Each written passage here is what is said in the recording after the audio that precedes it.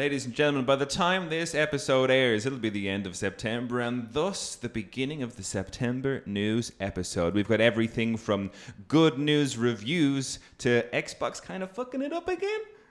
It's all here and more on the Gifted Gaming Podcast.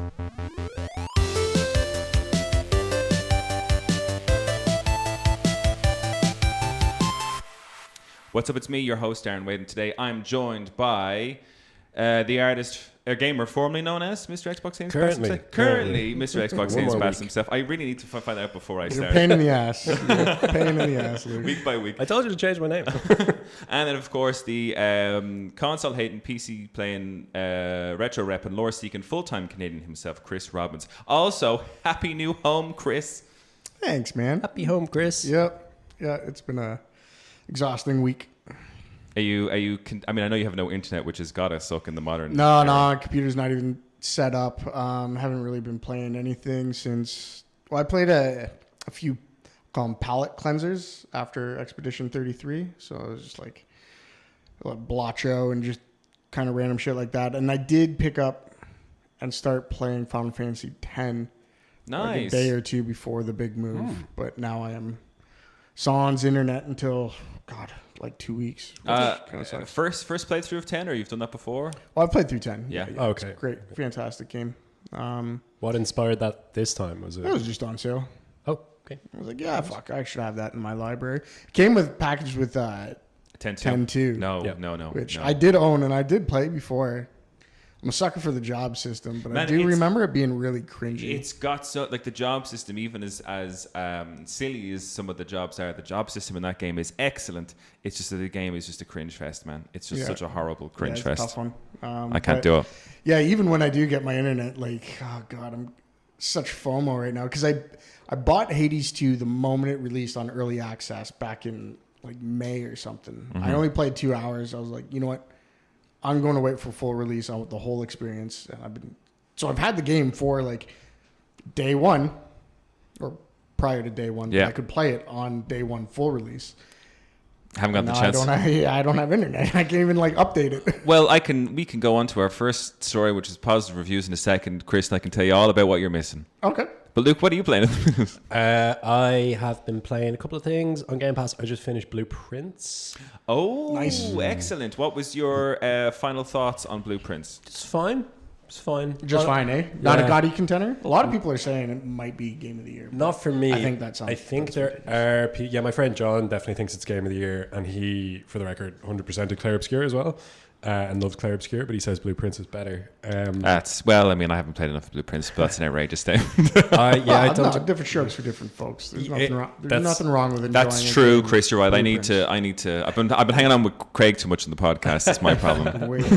God. No, it is a case of different strokes for different folks, because he's really into the way that they structure the puzzles in that game. Like, I went over to his apartment once, and he had a binder full of like 10 full back-to-back pages of like doing the Charlie. They're literally doing the Charlie, like back-to-back notes and like theories and like linking things together. And so he got a lot out of that. I didn't take a single note the entire game, and I just beat the core part of the game. So there's more. Oh, there's loads more. Yeah, there's even like more story elements that go like you beat the main part of the game. You don't really have to learn anything about the background of what's actually going on, and that's what they do to tease people in. But it didn't really have much of a sense of humor, I think, was the main thing. That like it wasn't all serious, but it was pretty serious. Taking itself too seriously, do you think? I don't know if it takes itself very seriously. Like, it doesn't. It just didn't have really any. I'm sorry, jokes. Hold on. Are we complaining a game didn't have a sense of humor? Like, Tetris is probably the greatest game ever created. There's just like nothing to it. The music is humorous. And the colors. The colors are humorous. You guys, unbelievable. No, I was trying to think. So I was trying to put together why Blueprints didn't grab me the way it grabbed other people, because my favorite game of all time is Outer Wilds, which is very... That's what I was going to say. It seems like the kind of game that like would resonate with people the same way Outer Wilds has resonated with you. 100%. But I was watching a playthrough of Outer Wilds recently, and that was the thing that stood out to me the most. Was Outer Wilds is like really funny, like in the way that it structures it structures these relationships between people, and that's how you find out your hints. And there's so much like joy and like learning about these people and like what happened with them. And there are characters like that in Blueprints, but you don't see any of the. You get like the tiniest hint of someone like cracking a joke at someone else's expense like once. And the rest of it is just, I will place this room and it will go this direction and it will cost me this many resources. So it just, I bounced off it a little bit. But I finished the main objective of the game. And there's a couple more things I want to do. But yeah, it was good. It was a good game. Good game. Just not gaudy for me. That's fair. I'm playing a current probably gaudy nominee in the form of Silksong. And I think I have realized Metroidvanias are not for me. They're a tough pill to swallow. And I'm trying, like, I mean, it is a hard game. I wouldn't question anybody out there who's saying the game is very tough. And I don't think it's like too tough. I just think that there are times when I'm trying to traverse the map and you can kind of run into, one of the more recent things that happened to me was I ran into a boss recently enough, and I hadn't sat down and saved on a chair at all at any, I'd say in the last maybe like 40 minutes that I'd been playing or something like that. Kind of came across this boss, went in, and in classic, Hollow Knight Silksong fashion, the boss was very difficult and I had no time to learn its moves and I died and I was like, oh, I'm not getting those 40 minutes back. Oh, and that was, and like I said, if you rush it, like that 40 minutes could have been done in 15 the second time in terms of knowing where I'm going, and you learn different mechanics as you go. But yeah. That's the Dark Souls loop in a nutshell right there. Just and I think that's it. Chris, as I said many times, I don't think. Good. That's it. That's where it all came from. It's get good, and it's a bit of perseverance in that, like, Clair Obscur has a bit of perseverance, I think, for certain enemies, learning patterns, but I don't think it's as unforgiving as Silksong has been for me. I would like you just retry the fight over and over in Clair Obscur. Yeah, whereas this one I have to retrace my steps for a little while, and that's been tough, and it's not how I want to play games at this age. I think I'd rather, like, if I died at that boss, I'd rather reappear in the screen before and get another go, that kind of way, but it's not that kind of game. So I don't know, man. I loved, well, I haven't played this game obviously, but I loved the run back and like Souls type games. And a part of that is I also love, I don't do it myself competitively or anything, but I love the concept of speed running. So every time you run back, you're getting better and better at, speed running. Like, you get the mechanics down, or like the enemy you can skip. The enemy you can, like, especially in that game, because you can like jump off. Well, at least in the first Hollow Knight, you can like jump off of them like with your the pure nail. And, like, you can do that. Like, you can do some nutty tech. Yeah, and you get better and better at that. So I loved seeing my skill develop, even though I was getting smoked at the boss every time I entered the room. Like, I like seeing my skills still develop in other ways. Yeah, and I can appreciate that side of things in terms of developing, and like, because it doesn't. And what I like about Silksong is that it doesn't obviously teach you a new skill. Like, something weird or a little bit different appears on the next screen on the map. And the first time I ran through it, I didn't do anything with it. But when I ran through a second time, I was like, oh, I wonder if I can hit that. And I hit it, and I bounced back off it. And I was like, oh, I could use that as a jump. So the part that I do like about it is it's not telling me how to do anything. And I quite like that. I think certain games are a bit too hand-holdy, so I've appreciated that about Silksong. But for me, I was looking through, our first kind of story was on Luke's recommendation that we should take some games that have come out recently and just talk about their reviews, because they're all reviewing quite well. I read a couple of reviews of Silksong, and those reviews, they weren't speaking about, to my experience, it's Silksong at all. It should have been like greatest game ever, game of the year. Okay. Surely I'm like, not for me. But I guess, Metroidvania, it's for certain people. It's not for me. But speaking of Hollow Knight Silksong, I'm getting into our first September news. So I've got review roundup on the following games: Hollow Knight, Ghost of Yotai, Hades 2, Borderlands 4, and a bit of Final Fantasy Tactics. So we'll go through them. So we'll go to the first one. Hollow Knight Silksong is on. Wait. I want to guess. Sorry, say them again.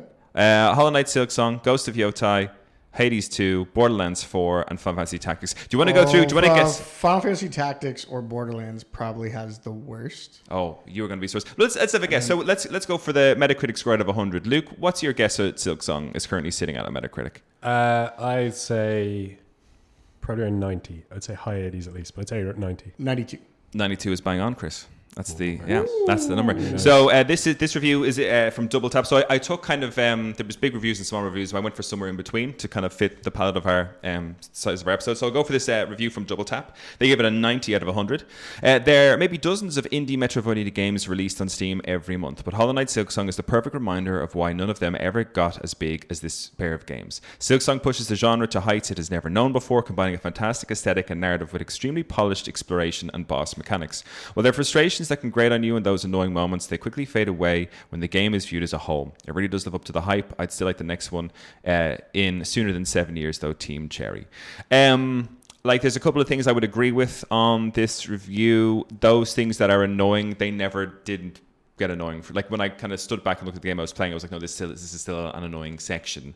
But the game is beautiful to look at. I love the little lore bits in there. Like, I mean, as I said to you guys before, I need a sprinkling of narrative at least for me to enjoy a game, I think, fully. Did you guys read the Reddit post I put up in the chat? Where one of the big comments was, because it was gameplay versus story. And one of the big comments was,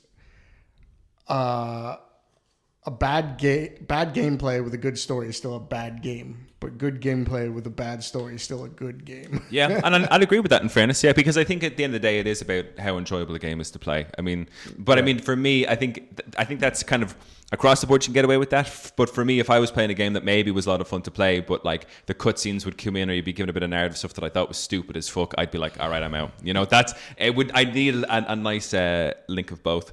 Our next game for review is Ghost of Yotei. So, Luke, what do you reckon that got on? Oh, and just as a heads up, I'll give the user score for these games as well. Silksong is currently sitting at a 9.0 on the user score, so popular across the board. So Ghost of Yotei, Luke, out of 100. I'm going to say 83. 82. I didn't even realize this was out, so I have no So it's not out yet, but the critics have had, people have gotten their hands on it. Oh, this is just critic review? Yeah. It's going to be something stupid like in the 90s. No, 88. 87. Whoa, look at you. Yeah. No user score. So the review I have here is from Game Rant. They've given it 100 out of 100. Right? See, this is why I don't trust critics. Right, yeah. Fucking nonsense. Ghost of Tsushima walked so Ghost of Yotei could run. Yotei beats Tsushima in every category with better graphics, better music, better gameplay, and a better story, despite the occasional narrative lull. Ghost of Yotei is the kind of game that you can't stop playing, and when you're not playing it, you'll be thinking about it, and when you can play it again. It's a masterful open world game and one of the best exclusives on the PS5. So is that the 100 out of 100 review? That's the 100 out of 100 review. Because he literally said there is a lull, so automatically it can't be a perfect score. Yeah. But I've often said this about there's hardly any games that are given less than 6 or 7s out of 10. But for me, anything 5 and up is a positive score for a game. 5 and up is a playable game. Yeah. 5 and below is a failure. Yeah. Maybe it is sick. I don't know. I saw some Ghost of Tsushima gameplay, and that didn't look like that looked like maybe a 7 or an 8 out of 10 game. I never finished Ghost of Tsushima, but my playthrough of it was a solid 7 out of 10. Yeah. I think it looked wonderful. I think at the time I was playing it, I had open world fatigue, so there was only so much of it I could get into. But no, I was a big fan. Again, that era, I'm always going to have a soft spot for samurai. Do you know what I mean? That era of Japanese history is always... I actually don't. I used to when I was younger. Give me the medieval European fantasy, I think, over that. Yeah, that's fair. Our next one goes to Hades 2. It currently has a user score and a Metacritic score. Luke, what do you think it's sitting on Metacritic? I think 90. I'm going to say 98, something crazy high. 94. 94? Yeah, with a user score of 8.9 currently. So this is from Nintendo Life. I wanted to go for, and this is more of a personal thing, when I do get around to Hades 2, it will be on the Switch. So I was looking for a kind of a Switch review. So this is coming from Nintendo Life, who've given it 90 out of 100. Supergiant Games is a 5 for 5 with Hades 2, a huge triumphant sequel that manages to diverge mechanically and offer more challenges and variety than its predecessor. It helps that it's nearly faultless on the Switch 2 in particular. Sometimes there's a bit too much going on, and in shooting for a bigger, more tragic story, I think it's lost a bit of the heart. But quite frankly, I don't want time to stop, because if it does, I won't be able to play Hades 2 anymore. He's pretty positive. That's cute. Yeah, it's a nice review. We go on to Borderlands 4. I put this one up here for a fun one because I didn't put any Borderlands 4 in the news episode today because it's kind of negative, and I wanted to go for a bit more of a positive news day today. Okay. Borderlands 4 has got quite mixed stuff, but critic score on Metacritic, what do you think Borderlands 4 is sitting at? Critic score is probably going to be higher. I'm going to say 86. 86, Luke? I'm gonna say 70. It's currently sitting at 82 Okay. with a user score of 72, probably. Oh, really? 4.3.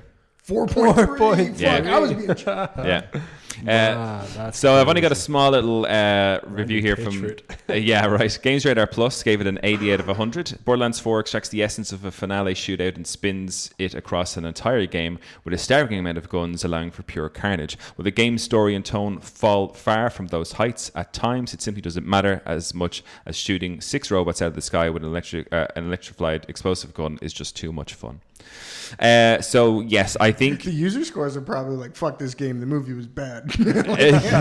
but I think is well, we had Randy Pitchford has come out and said, and it's been in a few news bits here and there. I don't think he's been the best. Oh, yeah. We don't like the guy. So No. we're obviously going to, that's going to reflect on how we Because I feel think what about was his most egregious thing that he said? If people like the game, they'll find a way to pay for it when they up the Yeah, price. And something I was along like, those lines. bullshit. Like, yeah. That's insane. Chris, Final Fantasy Tactics: The Evil East Chronicles. What do you think its Metacritic score? There's no user score because it's not available just yet, but there is a Metacritic score. Oh, no user score yet. Fuck. Okay. I'm going to say 72. Luke.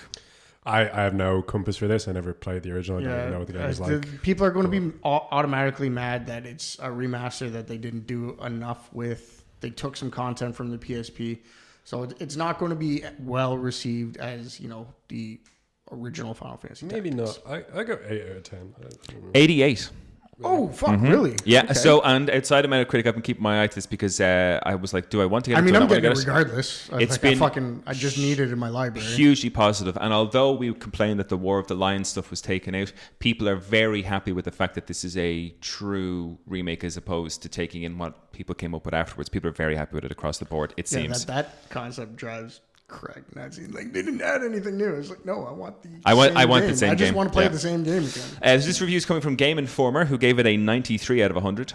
There are so many games coming out every year and no real ruling body for determining a gaming canon of any sort. So in lieu of that, I'll just say Final Fantasy Tactics was and remains an essential work. It's a type of game that, played with fresh eyes nowadays, would surprise newcomers with how engrossing its job system is, how expressive Greatest the job characters... system to date. Yeah. By a long shot. How expressive the character sprites and music are, how gorgeous the dioramic battle maps can be, and just how moving its story can be. Time has passed, but Tactics never got old. I like that review. Nice. Yeah. Hopefully they fix the frame rate.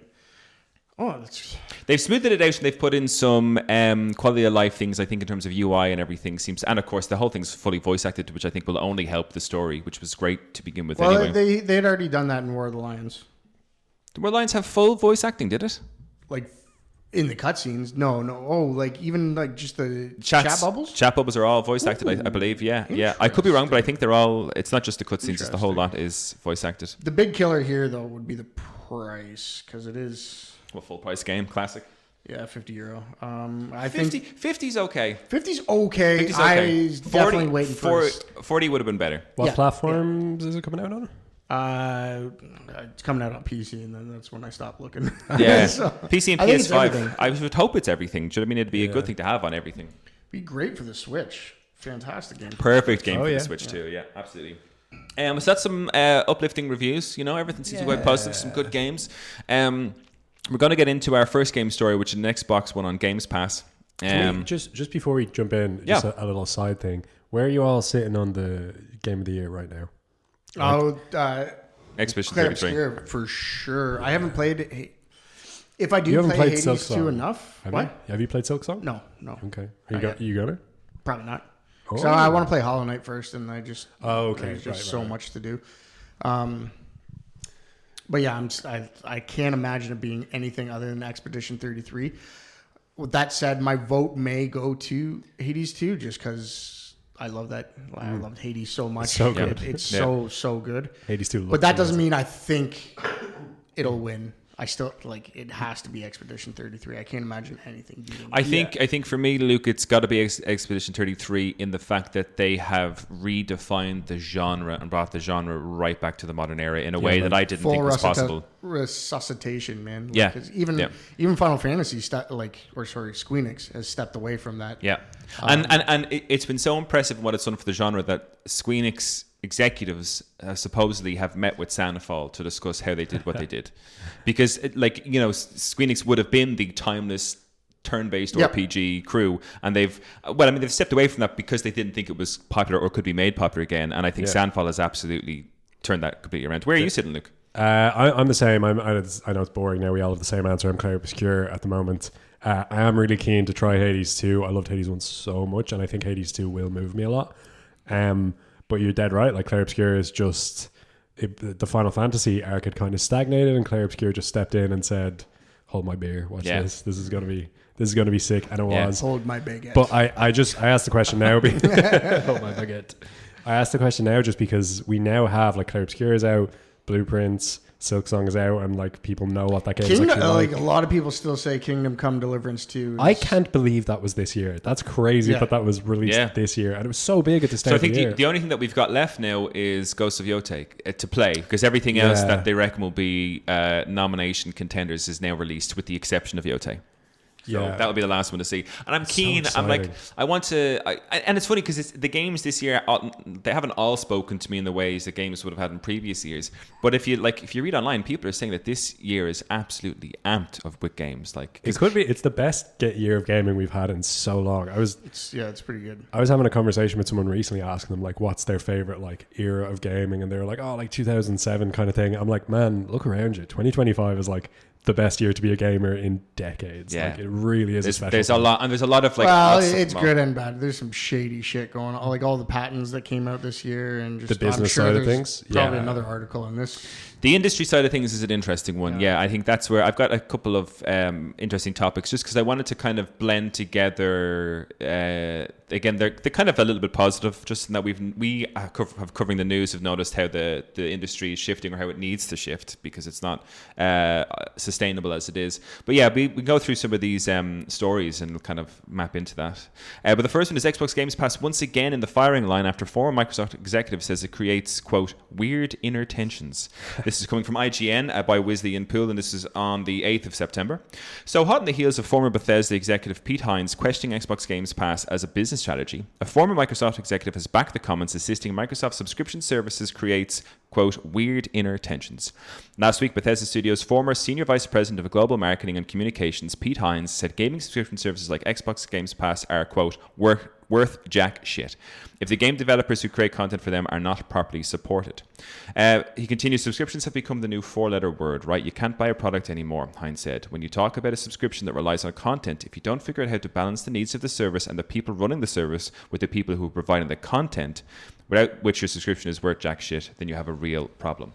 Over on LinkedIn, former PlayStation executive Sean Layden expressed support for Hines' comment, saying it, quote, hits the nail right on the head. The question is not, is the service profitable for the platform? Layden, a vocal critic of video game subscription services, added, is it healthy and helpful for the developer is what we need to ask.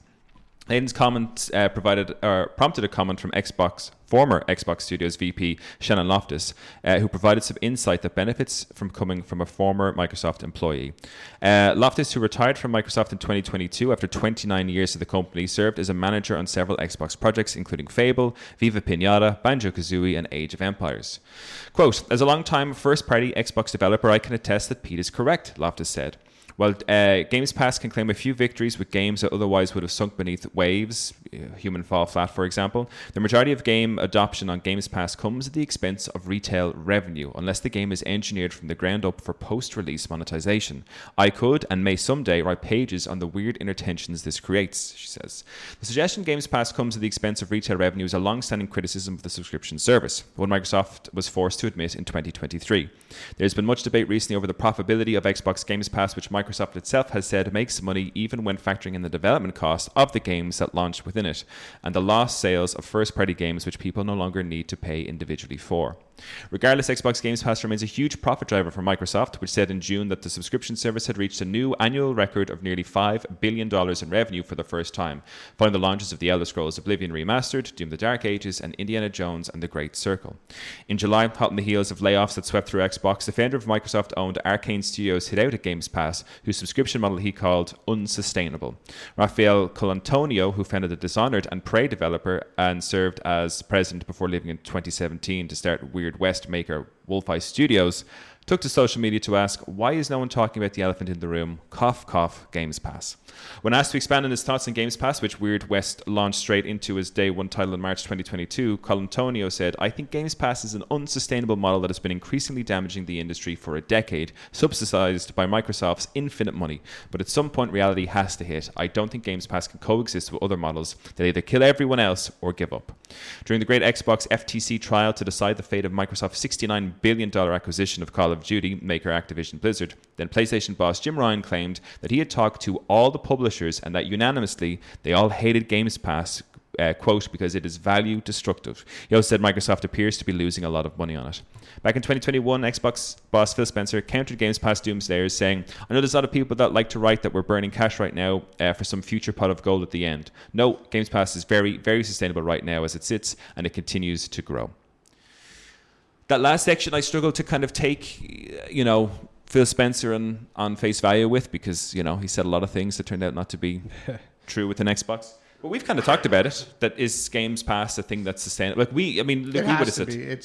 Games are too expensive. Like, it's easy for these people in their ivory towers to say, no, keep buying games, but $80 a game is fucking expensive. A lot of people will only be able to buy like one or two a year at that rate, if that. Mm-hmm. Games Pass provides them the opportunity to play an entire library for a very discounted price. It has to work. But at the potential cost of killing off studios? The studios should manage themselves better, I think, than like... But if they're coming into Games Pass, if their game on day one, there's no future support, or they've lost revenue because they are only selling their game within the Games Pass infrastructure. Well, that was their choice to do that. Yeah, don't sell their game in the Game Pass infrastructure, I think yeah. I think, I don't see Game Pass going anywhere anytime soon. I think all those critiques are probably completely correct in that it's having a very negative effect on the industry. Yeah. But Microsoft have what they wanted, which was to move games to a subscription-based model, which is the most profitable model. If Games Pass doesn't work out, like the subscription-based model isn't quite the thing, then they have to bring back like renting or something. Like same way you can go on Prime Video and rent a movie. Yeah, you have to be able to do that with games. Yeah, I'd say that's coming soon. Yeah, you reckon? Yeah, absolutely. I reckon so. Yeah, you can't expect us to pay $80. Like, it'll hurt the games industry more if we go at the current rate we are, because we're not going to buy every brand new game. Like buying, I don't know, like Donkey Kong Bonanza. If buying Donkey Kong Bonanza at like $80 means, Ghost of Yotei also $80, you can only get one. That hurts the game industry more, I think. Yeah, fair. I know that sounded like just verbal diarrhea there. No, you're bang on. I think you're bang on. Like, to me, the games are, when you think about the work that goes into it, I look at, I know we've already touched upon it, but it's another reason I think Expedition 33 should be in there for the Game of Year conversation, because I look at what that studio has done, like with just pure efficiency. Do you know what I mean? To me, it strikes me as a studio that didn't waste any time, didn't waste any money, didn't waste any resources when coming up with this game. And I feel like a lot of AAA games could never claim currently to be doing that. Like AAA games today, like, strikes me as things that are wasting resources, wasting money. That the companies don't seem to be run as efficiently as they should. You see games being brought out with still bugs. Day one release, they're not good, so they have to update them as time goes on. To me, that just shouldn't be allowed. That's damaging the reputation. It's damaging the industry. So hold on. Expedition 33 had bugs. Like, let's not play too much. It had UI problems as well. Yeah, it had a lot of UI. Like, sometimes the UI just disappeared on me. Like, if I flip too fast, I had to hold like R to get to the other screen. Now you had really? two lists I of didn't know spells. that. Oh, no, I didn't get that. Disappeared all the time. Oh, Like, sorry. I do know what you're talking about. Yes. Time. If I click through the menu too on fast, you see like whatever A, B, all your options, but there's no words beside them. Yeah. You just have to like remember what they are. Okay. Yeah. Okay. And then got stuck on rocks and just like yeah, all the time. But again, like that Claire Obscure was an example where you could be like, it's an indie studio. Yeah. We let them away with it. But even still, like, again, you paid, what was that game? 50 quid? I paid 40 for it, yeah. Yeah, 40. It's like 40, 50 quid. Like, do you know what I mean? But see, now you're like falling back on your own argument here, where it's purely unacceptable. No, purely unacceptable if from a AAA studio that I'm paying 80 to 90 quid for their game. On day release, I'm looking at this and be like, this isn't a finished game. You have sold me an incomplete product, which has been, to me, has been my argument since, and I don't think anybody has been egregious in this since CD Projekt Red, but it's been my argument about video games since Cyberpunk 2077, like, you know? Sony just issued another Cyberpunk level refund for Mind's Eye. Mind's Eye, is that the game? You didn't hear about this? I haven't heard about it. Absolute fucking train wreck of a game. And Sony, pretty sure Sony just issued one of those widespread refunds. But to me, that's the problem with the industry. It's like you cannot charge at 80, 90 quid off the bat to be like, here, play this game, and you get it, and it's just not finished. It's just not finished. It's like the whole, and this is where I have a problem with how we've gone to complete digitalization of everything, in that they couldn't do that before because there was no way to rectify it. You couldn't do patches, whatever. Exactly. And I think this knowledge, or this kind of practice of we can patch it, or a day one patch, is now put us in a situation where that's just becoming more and more acceptable to have them in kind of worse and worse states as we go. And I'm like, no, I'm sorry. If I'm paying 80, 90 quid, I shouldn't have to wait 4 or 5 months upon purchase of the game for you to correct things that you knew were problematic or broken at the time of launch. Well, you're preaching to the choir here, because me and Chris have refused to buy day one release games for years and years and years now. I mean, I do bend that rule a bit. Like, I bought the Hades prior to day one. I bought that in early access. That's different. I would, if I had the money, I would have bought it day one early access, because it's like you're making a contract that this game is not finished. This is early access. This will be buggy. You're paying a lower price, and you get grandfathered into the 1.0 release. Amazing. Love that. Complete transparency. But anything else, like I never. Oh yeah. Okay, I see. Yeah. Early access, I think that's a consumer choice. But the idea that you're selling, this is 1.0 that we're putting out to you now. It's going to cost you 80, 90 euro, whatever it might be. But also, by the way, now that you've started playing it, it's got X amount of bugs and it's not a whole lot of fun to play. I'm like, no, you can't do that anymore. You're damaging not only the reputation of whatever games company you might be, but the industry as a whole. Like this idea of slapping, like the GTA 6 delaying their game on 2 occasions now, I think. I'm like, yeah, keep going. When you release that game, it just better work. That's okay. But like, delay it because it's not ready. Don't try and fast track a game to me and say, here you go, here's a finished game. It's like, it's not. That game is going to probably have bugs. It's just too big of a game to not have bugs. I don't know. Yeah, that's the problem. Like, when a game scales up that high, how do you QA test? Like, that on that scale. I heard a conversation, or I listened to a conversation with the guy who made Outer Wilds, Alex Beecham, like the guy who headed up that project, talking about the biggest problem with that game is that like people fall off after like 8 hours. Like, they try it a couple of times, then they fall off. And one guy pointed out that the reason that happens is because there are key hooks to the story that if you don't figure out, or if you don't get to by a certain time, you will just fall off. Like, all of his friends, he put together this great data set. All of his friends who bounced off the game never discovered any of these key hooks, which is great.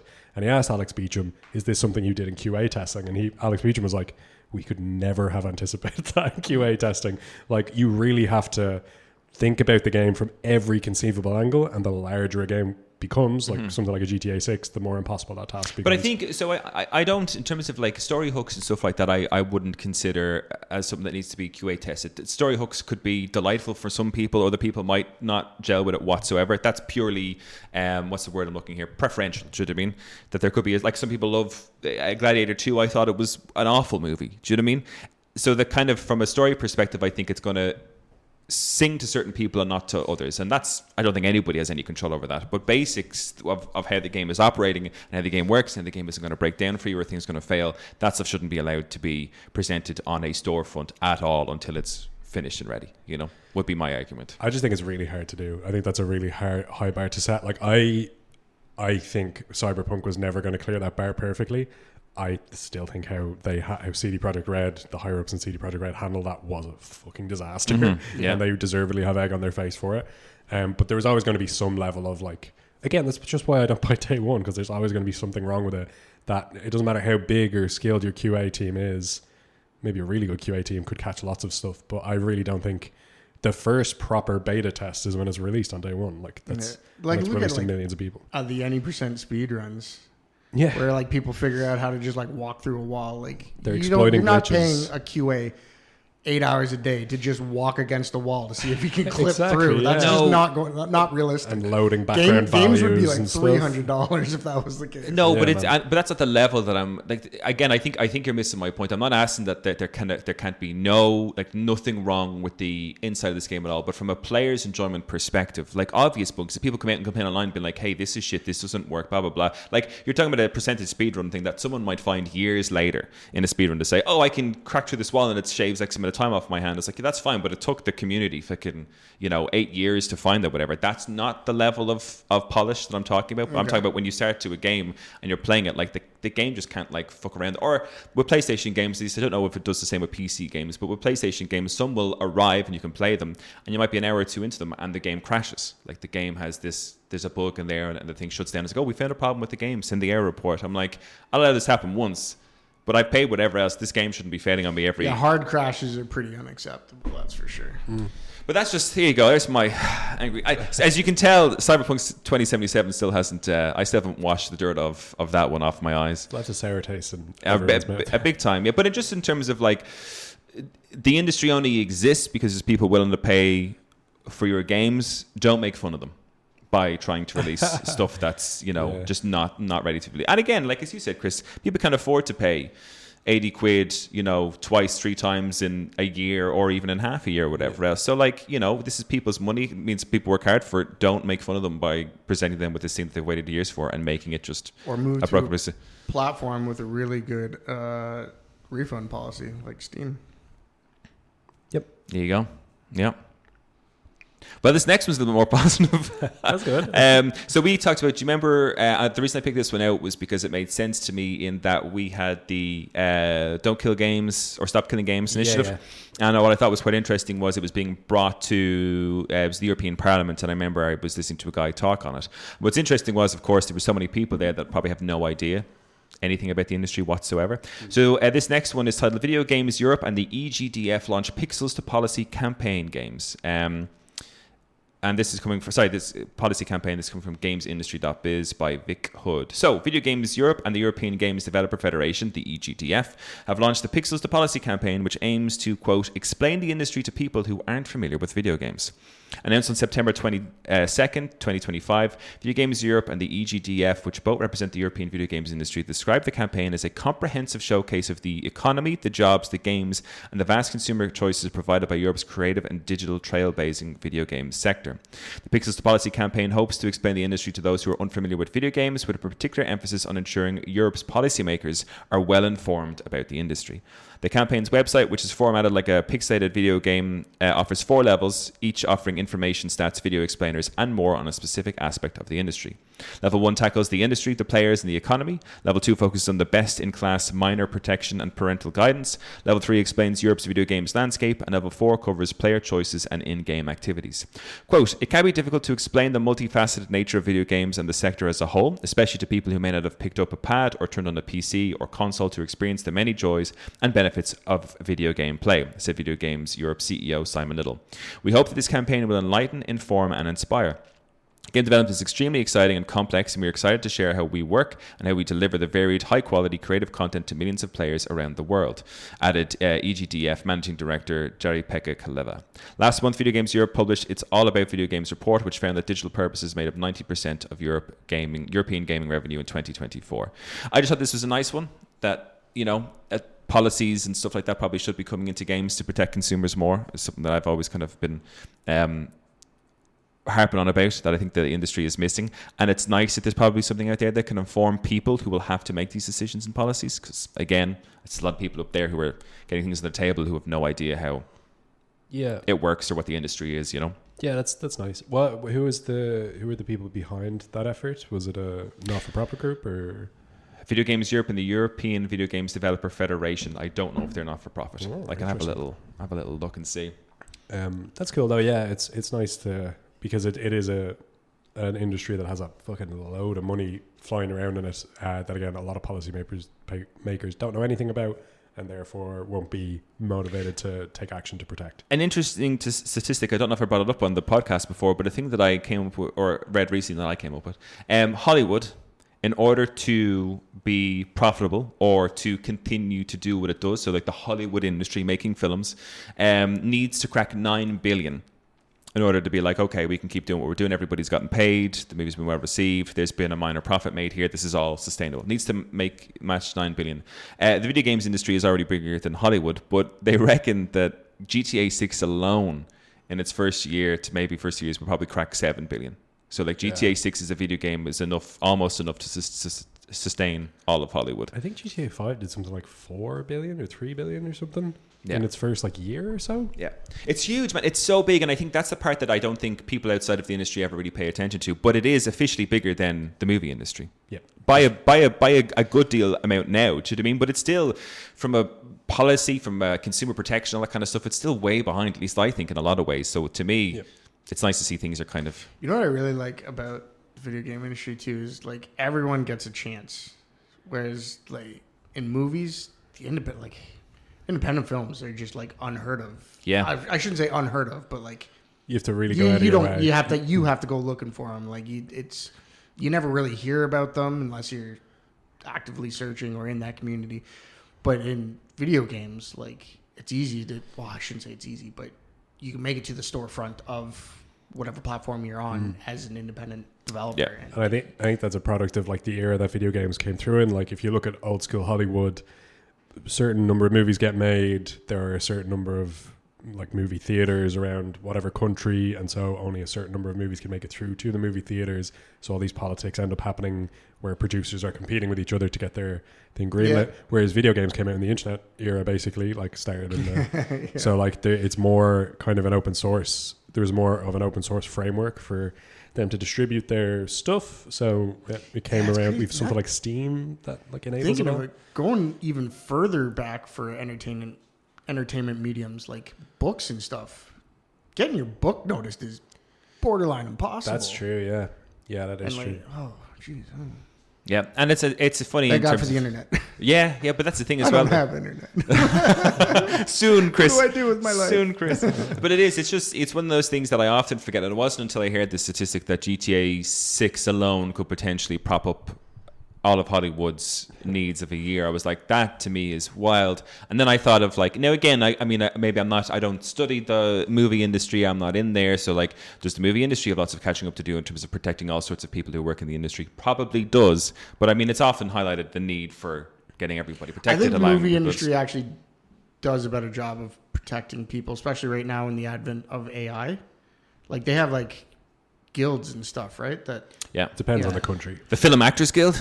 Yeah, the Writers Guild, and whereas video games, it's like the Wild West right now. We're trying so hard to put rules and regulations around all this AI and like potential content theft, and it's just happening faster than we can roll this. I think AI that's happening out in general across the board, not just the video games industry, right? That thing's growing quicker than we can regulate it at all. But like when it comes to movies and stuff, they patch it up pretty quickly, don't they?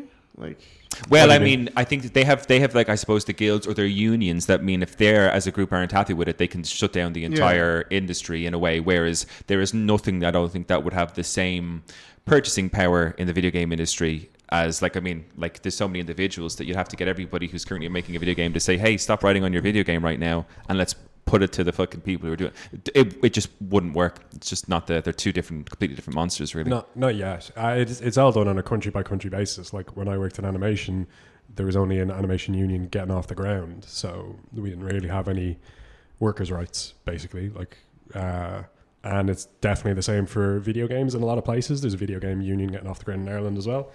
But most countries, it's not established. Whereas SAG-AFTRA is very established over in the US.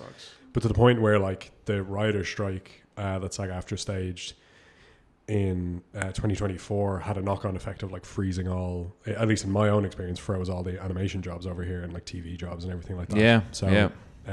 I wish we had thought of something like this in software engineering before AI hit the scene. Yeah, we're getting fucked. That's a crazy combination. But yeah, no, we'll get there. Everybody will unionize. Don't worry, guys. Yeah. I've been part of a union. I hated it. Really? Yeah. Well, I mean, they kind of help your job, but a lot of the time you're paying fees for services you don't use. And like, if you're a young kid, it's probably not very attractive at all. I'd say the extra money. No, because you bust your ass, but it doesn't mean anything when there's, seniority rules. So it doesn't matter how hard you work. You can't make more or get more shifts than this other X person's. It promotes mediocrity, really. Right, okay. That's what I found, at least in my experience. Mind you, it was only a food and beverage union, so it's tougher. Yeah, the industries are all different. Yeah, wait and see. Hopefully everything will be so great. Everything's going to be so great in the future, guys. Don't worry about it. I will end on this news item. Another kind of, I suppose, good news one. It's another country imposes restrictions on loot boxes. This is coming from Gabriel Machado Peruzza from Game Rant on the 26th of September. Brazilian President Luiz Inácio Lula da Silva has recently signed a ban on loot boxes for gamers under 18 years old. This ban could affect popular live service games such as Overwatch 2, League of Legends, and Genshin Impact, and is a part of a wider global movement of going against loot boxes, especially when aimed at minors. The debate around loot boxes has been going strong for years. As some examples, loot boxes were declared illegal in Belgium in 2018, and some political parties in the Netherlands backed a loot box ban in 2022, which failed to happen. In 2023, the European Union vowed to deal with loot boxes and gaming addiction. As spotted by Eurogamer, the loot box ban in Brazil comes as part of a wider digital protection law passed a few weeks ago, which was aimed at protecting children against abuse and exploitation in online environments. Chapter 7 of the law explicitly prohibits loot boxes from being offered to children and teenagers. The same chapter also requires games that are likely to have teens interacting with others via text, audio, or video to impose legal safeguards, including a report system and instruments to make the conversation safer. After being signed by President Lula, the law will go into effect in March 2026, giving companies some time to adjust. Discussion regarding banning loot boxes in Brazil has been happening for a while. Back in 2021, for example, Brazil considered a ban on loot boxes, which would come with a hefty fine for not complying. Gambling is illegal in Brazil, and loot boxes have often been compared to it, so the practice has been in the sights of different Brazilian governments for a while. A survey from 2020 indicates that 74% of gamers feel that loot boxes are gambling, so it is not entirely surprising to see the comparison. A study from 2021 corroborates this vision, indicating that games make use of psychological methods to push loot box purchases. While loot boxes remain controversial, this has not stopped companies from keeping them. Earlier this year, Overwatch 2 brought back loot boxes. According to the development team, they felt the game, quote, was not rewarding enough, especially to free-to-play players, so they declared to bring the feature back. It remains to be seen how games such as this one will deal with the loot box ban for minors in Brazil. Question, gentlemen, I'm going to put to both of you. Are loot boxes gambling? Yes. If you can pay for them, yeah. Yeah. If you could just earn them, and like, I used to play a lot of Overwatch, the first one. Loved loot boxes. Never bought them, but you just kind of like you earn them over time. Yeah. But fantastic mechanic, really fun. But the reason they implement that is because they also have a paid option. So if you run out of your slowly earned free loot boxes, they want you to go to the shop. Listen, and go, if you want to give the players some sort of free incentive of playing, sure, absolutely make it random. But you can't buy those. If they want a skin, they have to pay only for that skin. Yep. Yeah, absolutely. The gambling idea. I mean, that's it. I've got another news episode on Assassin's Creed Black Flag remaster, but it's kind of meh. Oh, okay. It's kind of a meh story. We're not doing the Nintendo patent, the new one? Oh, okay. We can. I thought for sure that'd be like the number one news. That one was crazy. I do have in the post show. I've got a story on Pal World hitting version 1.0, and it talks about the patent very briefly. But let's have a little look at the new Nintendo patent fucks over way more than just Pal World.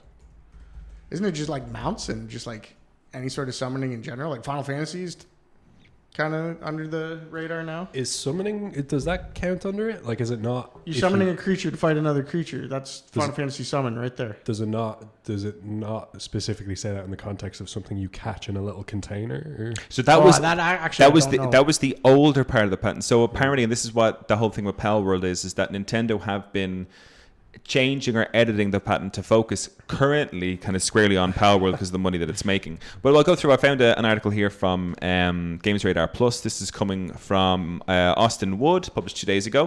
This Nintendo patent was apparently granted without a patent examiner looking at a single game. IP experts say concerns hundreds of games could be affected by Pokemon's summoning patent granted amid Pal World lawsuit. These concerns are valid. So, vetting the reported dangers of a US patent recently granted to Nintendo regarding game and summoning mechanics tied up in Pokemon, IP experts and games industry veteran Florin Muller reckons the Overboard patent was approved almost entirely uncritically, precisely because no other games were evaluated by the examiner. Legal and game experts have questioned how this patent it's US 124033997, which presents potential conflicts with countless games where a player character summons to describe sub-characters in battle was approved when so many games that predate it show that such mechanics are not uncommon. Mueller, reviewing the examiner's references and search alongside Dark Nintendo's... Souls. It's like the entire series, man. Yeah. Says lots of games were never even considered. This Nintendo patent was apparently granted without a patent examiner looking at a single game, he writes in a recent article on Games Fray. Mueller targeted some interpretations of the patent, widely exasperated by folks like video game patent lawyer Kirk Sigmund, per PC Gamer, as an embarrassing failure of the US patent system, which suggests it could be easily invalidated if push came to shove. Invalidation is easier said than done, Mueller counters. He goes on to interrogate how and why examinations may pass over important references in a situation like this, most notably prior art, and why invalidations that may seem obvious to some observers, like a person or ordinary skill in the art, as Sigmund said, meaning some with basic knowledge in the field, may not be a silver bullet in the actual legal challenges.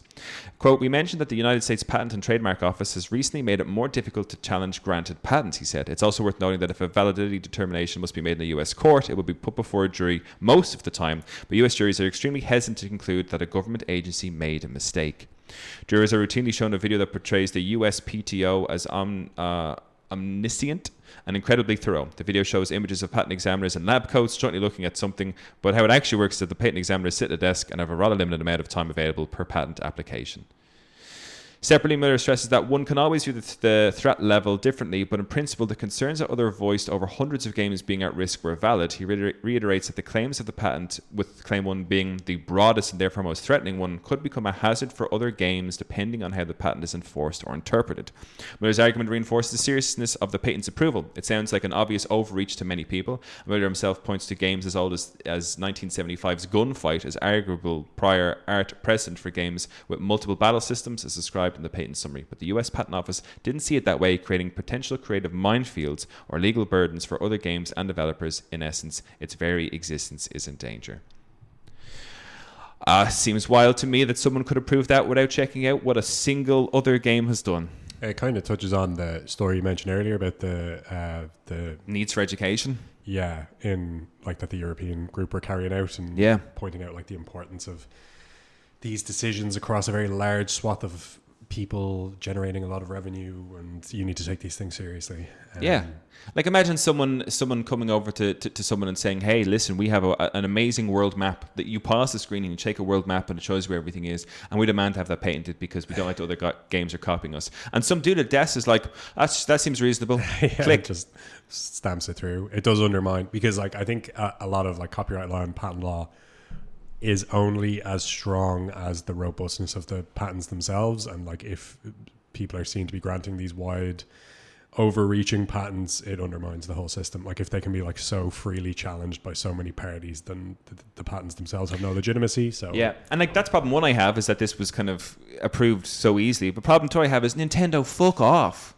Yeah. Like this idea that you want to patent the process of summoning a sub character to fight another sub. I'm like, get over yourself. Games have been doing that for so long, and it's been done in so many different ways that this idea that the broad idea could be patented for Nintendo is just like, oh my god. Nintendo are such an interesting company to me because they have the look of the most child-friendly, like approachable company, and then legally they're the most vicious and aggressive Me and people. Craig went on an absolute... I feel sorry for some of the listeners. The last episode we did was on the Nintendo Direct, and the two of us were fuming at Nintendo's... I thought you guys were a bit harsh. Some of it, like, I like that Direct a lot, but... I like what we have coming like for us to play as gamers. I do not like Nintendo's business policy whatsoever. It's greed over greed over greed. And it wasn't until Craig mentioned to me that your man Doug Bowser, head of America, was formerly with EA. No, I'm pretty sure Nintendo has a new head in Japan too that's also, awful.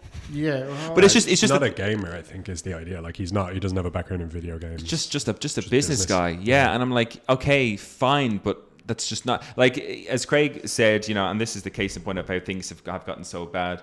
Like, Wii Sports was packaged with the game as a free thing to play for people to get to grips and experience how this Joy-Con thing works, this motion control thing works. Massive success. made the Wii very successful going forward, and now you'll reskin something barely and throw it out for us and charge us €70 for it. I'm like, this is greed beyond belief. The problem is people will pay for it. That's the only thing. That's the part that I struggle with. That's is like, Bowser's retiring. he is, yeah.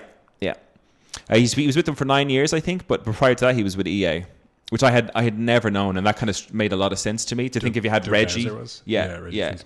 When you think of Reggie and his thoughts and process of how games should, and he was a gamer. At least it struck me that he was a gamer. And then you had Doug Bowser. I was like, yeah, that makes sense as to why Nintendo has gone down the road it has for a good chunk. If that's the guy leading the America business model, do you know what I mean? Yeah, they're just very aggressive, very profit seeking. It's not a good vibe. No, It's crazy. I don't know, man. it's a rich Mario. Well, that's it, gentlemen. That's the news for this month. Join us in the post show as we talk about PlayStation 6 being modular. Ooh. And Palworld hitting version 1.0. Luke, you seem disappointed. I don't want to get into the modular conversation. That's going to be messy. But yeah, let's do it. Yeah, we'll get. If you want to hear how, Otherwise known as a PC. Essentially. If you want to hear how disappointed Luke is, check out the post show, patreon.com/the gift of gaming. If you like to consume your podcast via YouTube, I can confirm that all our episodes are now available on youtube.com/@the gift of gaming. And if you want to tell us anything, let us know at thegiftofgamingpodcast@gmail.com. Chris, thank you so much for popping on. Thank you. Luke, thank you so much for popping on. Of course. And to our listeners, as always and forever, keep enjoying the gift that is gaming. Peace out.